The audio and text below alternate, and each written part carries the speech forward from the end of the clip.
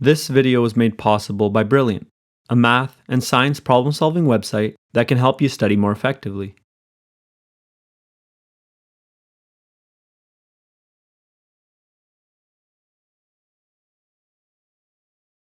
Are we living in a lie?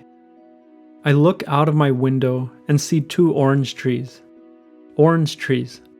One concept, two entities. In reality, they're not the same. One has 203 leaves, and the other 106. One has roots that run 6 feet deep, and the other 3. One has many branches, and the other only a few. Yet we call them the same tree. We simplify the world into useful concepts and fictions. We live in a world of illusions that allow us to survive and thrive. Our family, friends, and loved ones are illusions as well.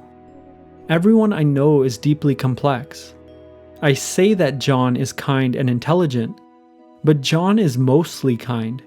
He's unkind if he hasn't eaten for a long time.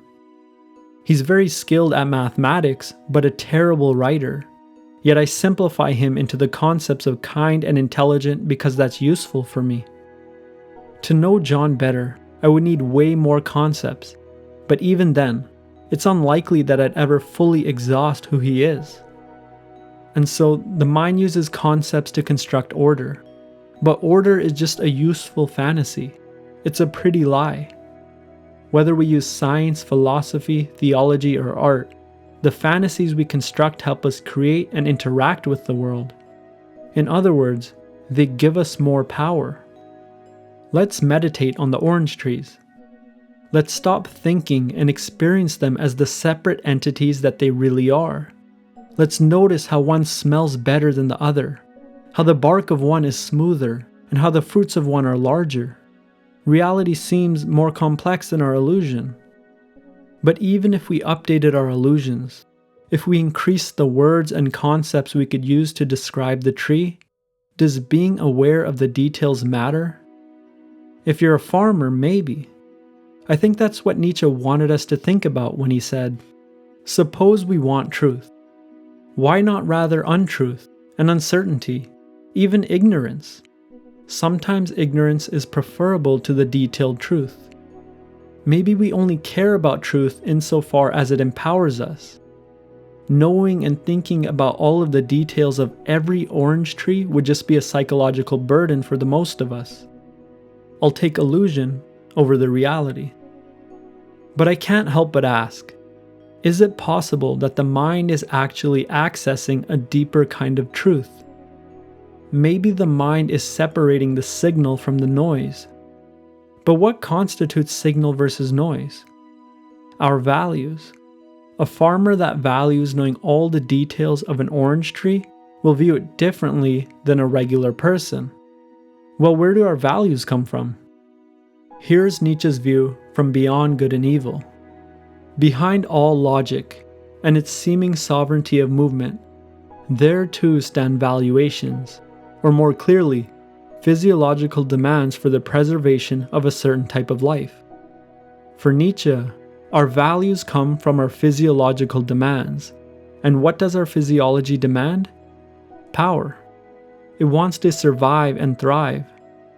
What does it mean to thrive? To imagine the world a certain way and to be able to make that illusion a reality. Someone could try to contest this idea by saying that they don't seek power or want to thrive.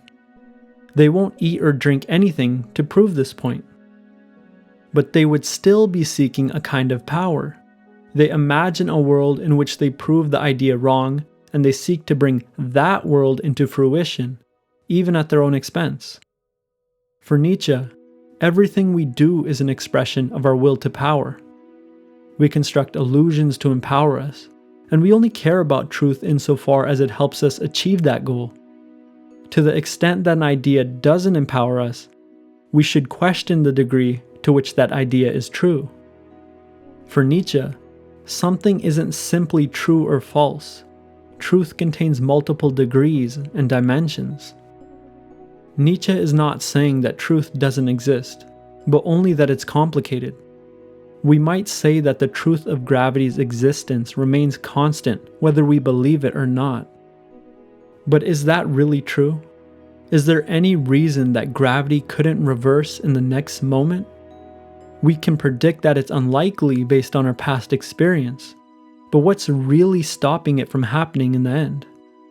And so we're brought back to the quote I started the video with. Truths are illusions, which we have forgotten are illusions. Our understanding of trees, friends, gravity, and the world, like all conscious understanding, are illusions that we've created to give us power. And sometimes, they're illusions that hold up for long enough that we forget that they're illusions. One of the best tools that we have for building powerful illusions is the scientific method. Because of this, I'm excited to present this week's sponsor, Brilliant.org. Brilliant is a math and science problem-solving website that makes learning fun and rewarding. They cover a wide array of topics such as logic, physics, mathematics, and even computer science in their interactive problem-solving courses. Their newest interactive course, Scientific Thinking, can help you develop a solid foundation in physics while playing with puzzles. It will also help you learn to think like a scientist. To check them out and start learning, just go to www.brilliant.org/freedomandthought or click the link in the description below and you can sign up for free.